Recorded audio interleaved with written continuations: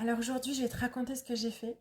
Un client a fait appel à moi pour établir un contact avec sa maman qui est porteuse d'Alzheimer à un stade assez avancé et où du coup la communication verbale n'existe plus. C'est ce qu'on appelle le non-verbal. Voilà, elle est Alzheimer non-verbal.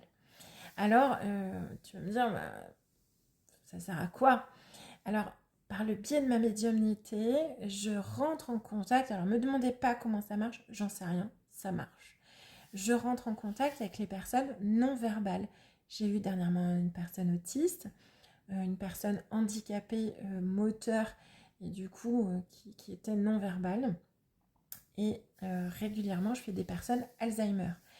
Là où c'était super chouette, c'est que pendant le rendez-vous, j'arrêtais pas de dire à mon client, donc c'est des rendez-vous qui sont par téléphone, je prends une photo de la personne, on m'envoie une photo, je la regarde et je dis tout ce que je ressens. Et là, je dis à mon client, écoutez, elle n'arrête pas d'insister sur une dent, sur une dent. Il y a un problème sur une dent, vous êtes sûr qu'elle n'a pas une carie ou un truc, mais en tout cas, il y a une douleur sur une dent. Et là, ce monsieur me répond, ben oui, elle s'est cassée une dent ce matin, il faut que je prenne rendez-vous chez le dentiste. Donc c'est pour vous dire que la communication avec les personnes non verbales, eh bien la médiumnité peut être un outil formidable. On y croit, on n'y croit pas, hein, je m'en fiche. Mais ça peut être un outil formidable pour savoir comment ils se sentent dans leur quotidien, leur perception de ce qui se passe.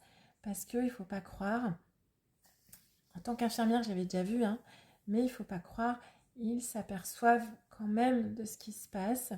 Ils portent un regard sur leur situation. Ils ont des besoins, un avis. Et c'est vrai que du coup, la médiumnité est un grand outil à ce sujet.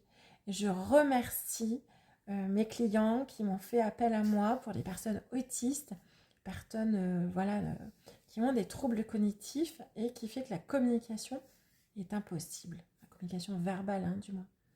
En tout cas, voilà, je voulais vous partager ça parce que c'était un moment extraordinaire. Même moi, en tant que médium, je suis toujours épatée quand on a des précisions comme ça qui sont chouettes et qui vont apporter du bien-être derrière. Donc voilà, n'hésitez pas. Bonne journée!